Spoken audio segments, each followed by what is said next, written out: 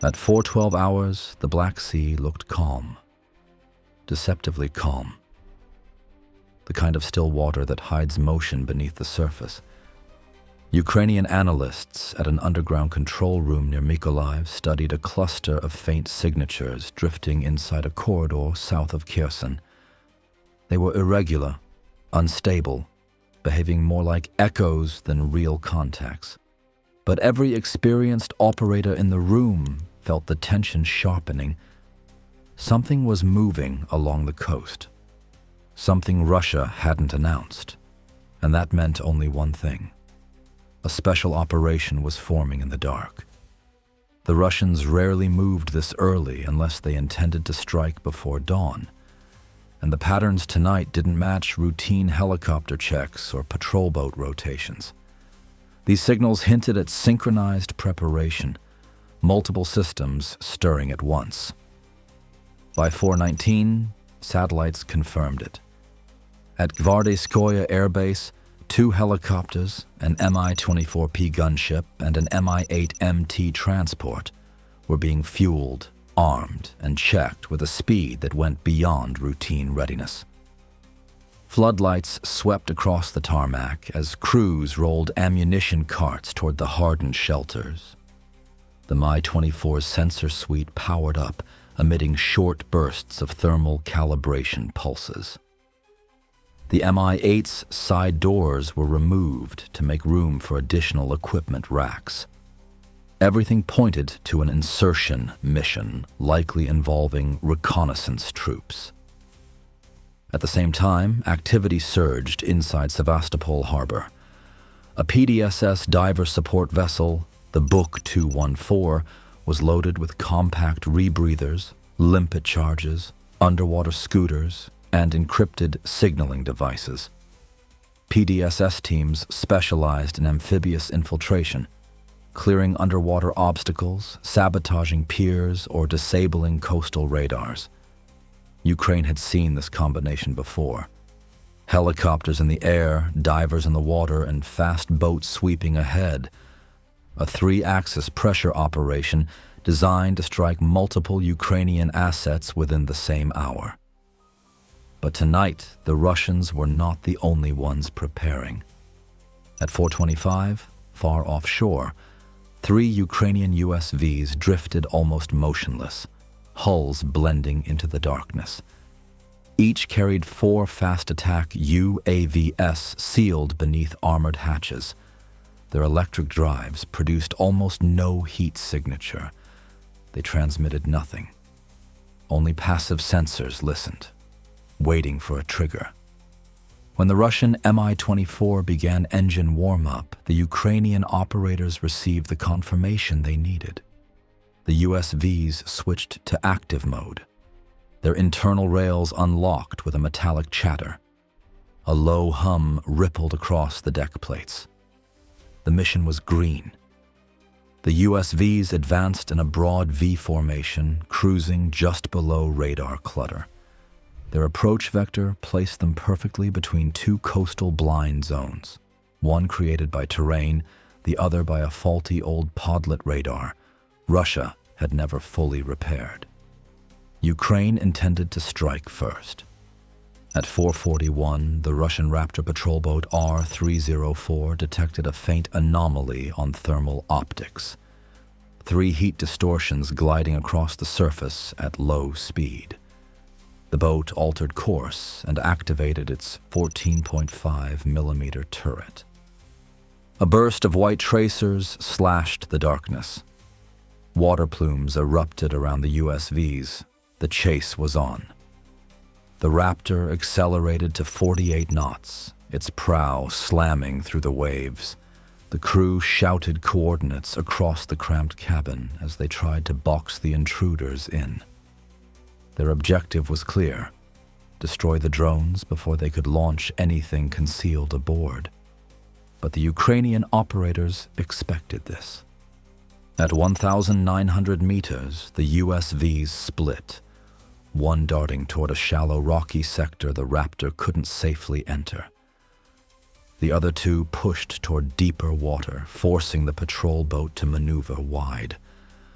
The Russian gunner fired another sustained burst, walking tracers toward the fleeing craft. At 1,500 meters, the Ukrainians executed a maneuver that had been rehearsed dozens of times. They launched. 12 drones erupted vertically from the USVs, booster engines igniting simultaneously. They shot upward faster than the Raptor's gun could elevate. The turret reached its mechanical ceiling and stopped, unable to track the vertical climb. The Russian crew froze for a moment, unable to comprehend how the threat they had been firing at had suddenly multiplied above them. The drones leveled off at 70 meters, split into 3 groups, and accelerated toward pre-assigned attack corridors. The Russians had failed to stop the strike before it entered the air. Russia's next response was immediate and familiar. Activate the EW barrier. On shore, 2 powerful systems, Murmansk BN and Borisoglebsk II, began jamming across multiple bands. GPS drifted by 12, then 15 kilometers. Drone telemetry flickered. Several UAVs began to wobble slightly as positional data scrambled. The jamming field expanded in a rising arc, pushing outward like a storm front. For a moment, the Ukrainian formation destabilized. The jamming created reflection pockets between buildings and cliffs near Sevastopol. These pockets generated false echoes, bending the flight paths by subtle degrees. A few more deviations and the entire strike could have disintegrated in midair. But the Ukrainian operators reacted with the calm of people who had trained their entire careers for this exact scenario. They switched every UAV to inertial navigation, internal gyros and accelerometers unaffected by external noise. The drifting stopped. The group stabilized.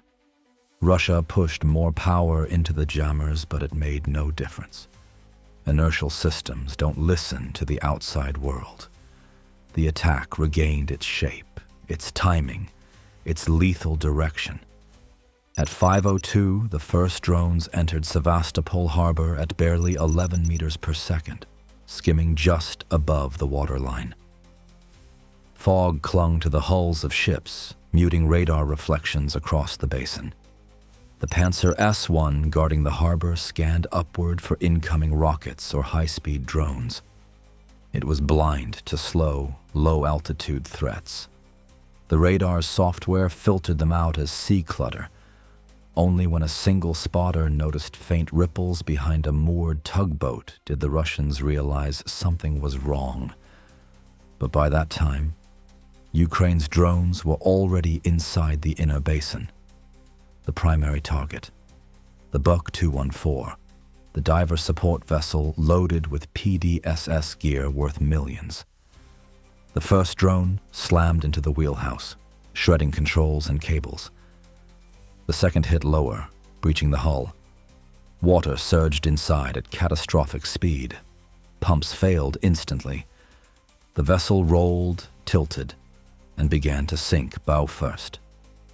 Every diver kit, propulsion unit, and comms module sank with it. The Russian underwater defense capability in Sevastopol collapsed in less than 4 minutes. Panic swept across the harbor. Officers shouted overlapping orders. The Pantsir frantically switched to optical mode, but fog and ship lights created glare patterns that blindfolded the camera. The defensive net Russia trusted simply wasn't built for slow phantoms skimming inches above water.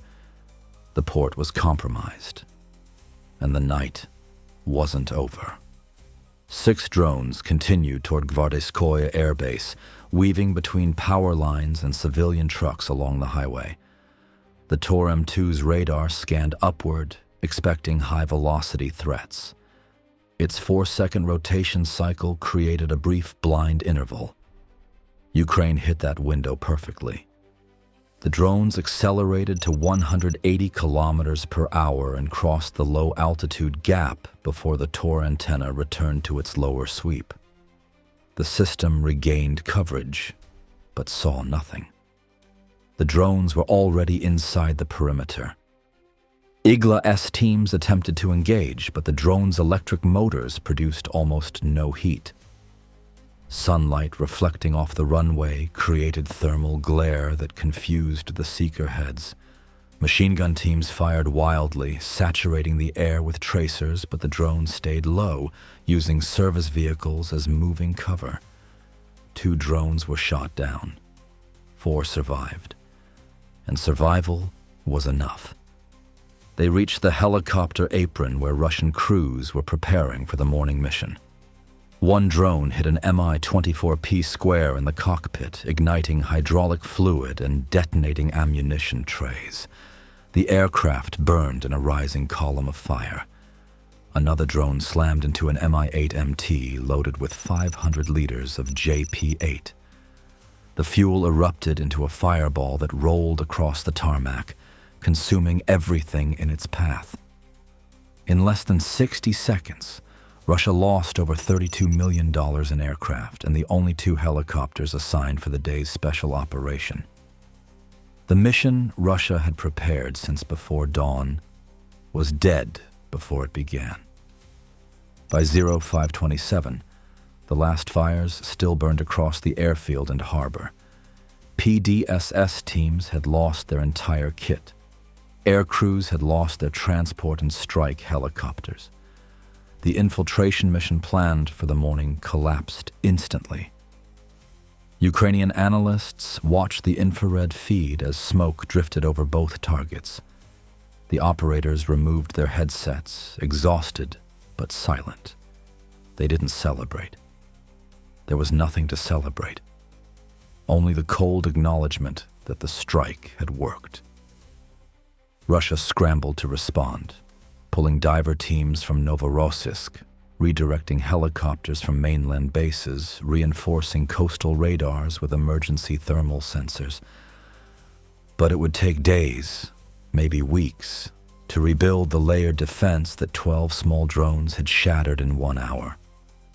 The strike didn't just destroy equipment. It rewrote the tactical balance of the region. Cheap systems had beaten expensive ones. Precision had beaten mass. Timing had beaten preparation. And the Black Sea, once Russia's secure backyard, now held shadows that didn't appear on radar until it was already too late.